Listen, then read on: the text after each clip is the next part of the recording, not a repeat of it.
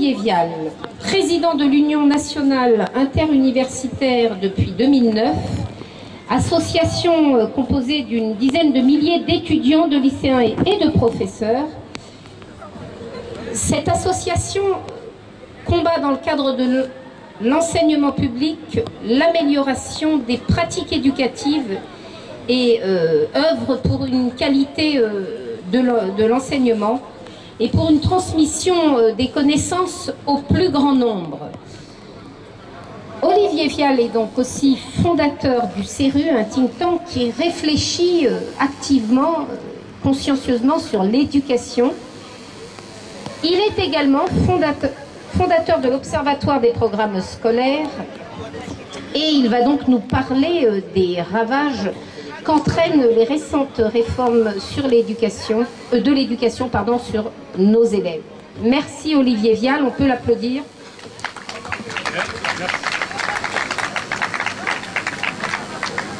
C'est bon? Merci beaucoup, merci aux organisateurs de m'avoir invité. La question de l'école, effectivement, quand on parle de questions familiales, les questions de l'école est très souvent directement associée à ces questions-là. Pendant très longtemps, l'école, c'était le ciment de la société parce qu'il y avait une promesse de l'école, c'était de faire en sorte que nos enfants vivent mieux et aient une meilleure situation que celle qu'on avait vécue. Cette promesse-là, elle est en train de disparaître. Et c'est un véritable problème à la fois pour chacun d'entre nous, mais pour la société en elle-même. Parce que si la promesse de l'école, de faire en sorte que nos enfants s'en sortent mieux que nous, disparaît, il y a une crise de défiance qui est énorme. Et effectivement, cette crise de défiance, on la voit aujourd'hui dans l'école. Les parents sont de plus en plus inquiets.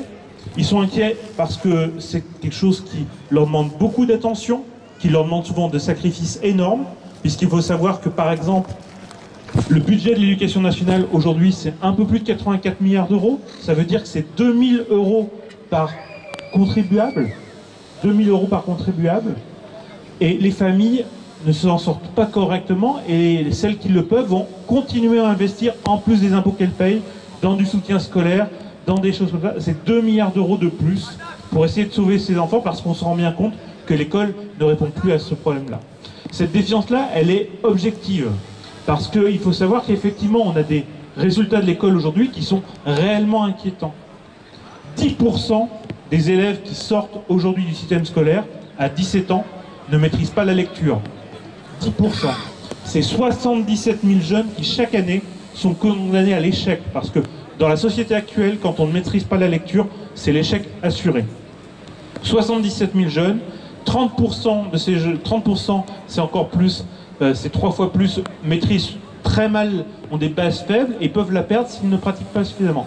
Mais on a 10% des jeunes qui échouent totalement. L'école échoue aussi à transmettre notre culture, notre patrimoine. Un seul chiffre, une évaluation qui n'est pas une évaluation qui est faite par nous, mais qui est une évaluation faite par le ministère lui-même. Seulement 25% des élèves de CM2 maîtrisent le programme d'histoire à la fin du CM2. 45% ont des connaissances tellement lacunaires qu'ils ne pourront pas suivre le programme de 6e. Et malgré tout, on les laisse passer. Parce que, et ça c'est la chose la plus inquiétante, il y a une croyance depuis quelques années que finalement les problèmes se résolveront tout seuls. Et que ça ne sert à rien d'investir sur les enfants, ils finiront toujours par apprendre plus tard. Or c'est exactement le contraire qui se passe. Les difficultés s'accumulent et sur les élèves les plus fragiles, ce poids-là va les enfoncer totalement jusqu'à l'échec total, le décrochage. La deuxième chose qui est en train de se passer, c'est pour notre culture et pour notre vie en société, parce que l'éducation, c'est un bien très très particulier. C'est le seul bien qui ne disparaît pas quand on le transmet. Par contre, c'est le seul bien qui peut disparaître si on ne le transmet pas. Et on est en train de vivre ça aujourd'hui en France, parce qu'il y a des générations entières qui sont en train de ne plus avoir la culture que leurs parents avaient, parce qu'on ne leur parle plus dans les programmes d'histoire de certaines parties de l'histoire, parce qu'on ne leur parle pas non plus de certaines œuvres de littérature, parce qu'effectivement, de façon idéologique, les gouvernements ont choisi de supprimer certains livres classiques de la littérature enfantine, parce qu'ils les jugeaient trop genrés, pour mettre des livres qui s'inspirent de la théorie du genre, comme Papa porte une robe, Maman est une femme à barbe, etc. Donc toutes ces choses-là, à la fois c'est dangereux pour la théorie du genre, mais c'est aussi très dangereux parce que petit à petit, quand on remplace ça, on oublie une partie de notre culture et une partie de notre transmission. La deuxième chose qu'il faut bien avoir en tête, c'est que, effectivement, cette évolution, les difficultés ne disparaissent pas toutes seules. Et le gouvernement qui vient de faire ça en catimini totalement, qui vient de supprimer totalement le redoublement, puisque désormais, il ne sera plus possible de faire redoubler un élève parce qu'il est en difficulté, on pourra le faire redoubler que s'il a des raisons médicales. Ça veut dire que les difficultés vont continuer à s'accumuler et on le fera passer d'année en année jusqu'à ce qu'il soit totalement coulé. Et ça, malheureusement, c'est un véritable défi qu'il va falloir qu'on relève dans les prochaines années. Parce que ça aboutit à quelque chose qui est dramatique. Et aucune entreprise, aucune institution humaine n'accepterait d'avoir 18% de sa production qui est un échec. Or, c'est exactement ce qu'on a en France. 18% des élèves qui sortent du système scolaire sans aucune qualification, sans aucune formation. C'est ce qu'on appelle les décrocheurs. 136 000 jeunes sortent chaque année sans aucun moyen de pouvoir réussir dans la vie. Et c'est un coût énorme, c'est un coût pour les familles, mais c'est un coût aussi pour la société, parce que certaines enquêtes ont montré que cette mauvaise formation, cet investissement qui n'est pas fait au bon moment, ça coûte 24 milliards d'euros par an en délinquance, en revenus d'assistance, parce qu'effectivement on ne leur donne pas les moyens de trouver un emploi, on ne leur donne pas les moyens de pouvoir assumer leur vie d'adulte. Et ça, c'est une véritable difficulté. La deuxième chose, c'est qu'effectivement, l'école donc échoue sur les fondamentaux, elle n'arrive même pas à apprendre à lire, elle n'arrive pas à apprendre la culture et l'histoire, et elle échoue aussi sur la transmission des valeurs aujourd'hui. Puisqu'il faut savoir que sur l'autorité, sur la discipline en classe, la France a le mauvais classement d'être 62e pays pour l'indiscipline sur 66. On est dans vraiment le fond du classement.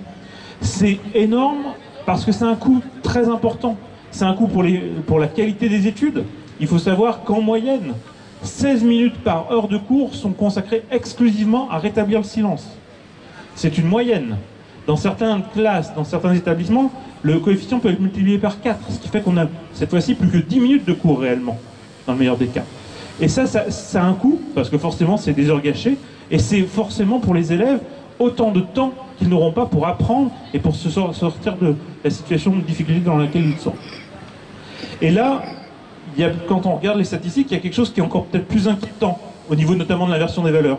C'est quand on s'interroge sur quel est le motif aujourd'hui de harcèlement scolaire le plus important, notamment chez les jeunes garçons.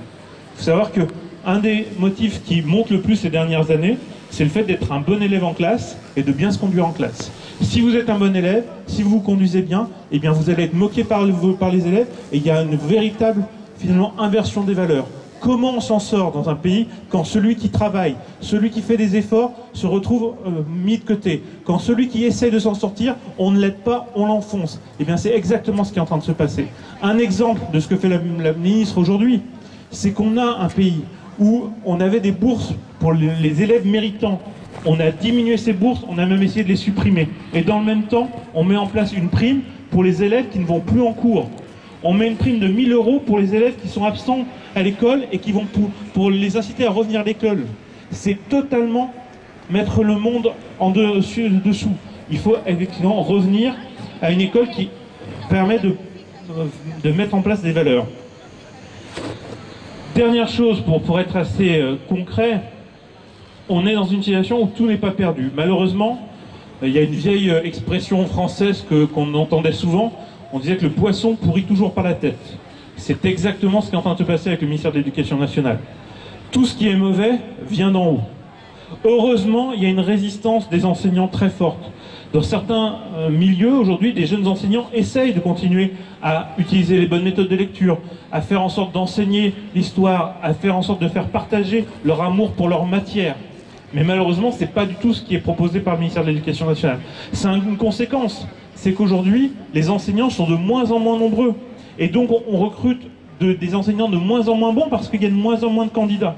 Et donc, il va falloir qu'on redonne un petit peu de lustre à la vocation d'enseignant. Aujourd'hui, il y a 25% seulement des enseignants qui sont prêts à recommander leur pays, leur métier à un autre. Allez. Quand on est à ce stade-là, effectivement, on a un véritable problème de vocation et il va falloir effectivement mettre un gros effort pour redorer le métier d'enseignant et leur redonner les moyens à la base de pouvoir enseigner dans de bonnes conditions. La deuxième chose, c'est qu'effectivement, ça nourrit par la tête parce que depuis des années, des décennies, on a dans les ministères une cohorte de gens, les pédagogues, qui effectivement vont vous vendre différentes modes, la théorie du genre une année, les méthodes inversées une autre, et vont finir par effectivement être responsables de la situation qu'on connaît aujourd'hui. Un seul exemple, je vous ai parlé de la lecture. La lecture en France aujourd'hui, on a 10% de jeunes de 17 ans qui sont illettrés, et on a 35% de jeunes qui ont des grosses difficultés de lecture. Ce n'est pas une fatalité. Un pays un État comme la Floride, en 3 ans, est passé d'un taux à peu près similaire, 35% de jeunes avec des difficultés de lecture, à 3,7% en 3 ans. Ils ont fait une seule chose, ils ont appliqué les méthodes qui marchent. Parce qu'aujourd'hui, les neurosciences, on sait comment on apprend à lire. On sait effectivement que la méthode syllabique est plus efficace que la méthode globale. On sait comment il faut faire. Eh bien, pourquoi on n'applique pas ces méthodes? Parce qu'il y a un lobby pédagogique qui nous dit non, c'est plus compliqué, il ne faut pas le faire. Toutes les expérimentations, toutes les études scientifiques nous montrent comment il faut faire. Donc il y a une vraie volonté aujourd'hui de renouer ce dialogue-là et d'aider les enseignants de terrain, ceux qui savent comment il faut faire, leur redonner le pouvoir pour qu'ils luttent contre les pédagogues. Deuxième exemple, c'est sur les pédagogues, c'est leur relation avec la famille. Ils veulent tellement l'égalité, et ils ont une vision tellement dévoyée de l'égalité qu'ils considèrent que la première des inégalités, c'est la famille. Parce qu'effectivement, tous les enfants n'ont pas des familles qui s'impliquent de la même façon. Alors qu'est-ce qu'ils ont trouvé comme méthode? Eh bien, c'est d'essayer de déconnecter le plus possible l'enfant de sa famille. Il y a plein de choses comme ça, qui vont dans ce sens-là. La première chose, ça a été le développement des méthodes, comme par exemple les maths modernes, ou même la méthode globale, ou des méthodes qui sont tellement compliquées que les parents n'arrivent pas à aider leurs enfants, parce qu'ils ne comprennent pas, ils n'ont pas appris de la même façon. Ça n'a aucune utilité pédagogique, puisque ce n'est pas des méthodes plus efficaces, elles sont simplement faites pour que les parents ne puissent pas intervenir, et du coup ne pas aider plus leurs enfants que les autres. Deuxième élément qui va dans le même sens, c'est le refus des devoirs à la maison. Toujours la même chose, on sait aujourd'hui qu'un enfant qui travaille à la maison a de meilleurs résultats. On sait qu'un enfant, même si ses parents ne peuvent pas l'aider, le seul fait que ses parents s'intéressent au fait que est-ce que tu as fait tes devoirs, est-ce que ton cahier est bien tenu, rien que cette attention-là augmente la réussite de l'enfant. C'est très important que les familles prennent leur rôle là-dessus, et malheureusement, on essaie de les déresponsabiliser. Dernière chose, c'est que le ministère et l'éducation nationale, ce monstre froid, sait très bien aujourd'hui qu'elle est en difficulté. Malheureusement, comme ils ont décidé de couper tout ce qui marchait pour enfermer un petit peu les Français dans ce système-là, qu'ils ne puissent pas s'évader, un peu toujours dans la même logique. On veut l'égalité, même si c'est l'égalité par le nivellement par le bas. Donc on a supprimé les classes bilingues, on a supprimé le latin dans certains établissements, on a supprimé de nombreuses initiatives qui marchaient bien, et la dernière en date, c'est les écoles hors contrat. Il y a des écoles aujourd'hui qui ont des bons résultats. Il y a des écoles qui ont des bons résultats parce qu'ils appliquent les bonnes méthodes, parce qu'ils arrivent à impliquer les parents, parce que l'éducation est partagée entre les parents et les enseignants. Et bien ces écoles-là, la ministre a décidé de leur mettre des évaluations, des contrôles tellement importants que demain elles risquent de fermer. Il y a un véritable enjeu aujourd'hui. Je crois que les parents doivent retrouver la volonté de pouvoir s'unir avec les enseignants, qu'il y a un véritable pacte des adultes. Il ne faut pas se laisser voler l'éducation de nos enfants. Il faut absolument retrouver ce goût de l'école, et c'est une condition nécessaire à la fois pour vos enfants et pour une meilleure société demain. Je vous remercie.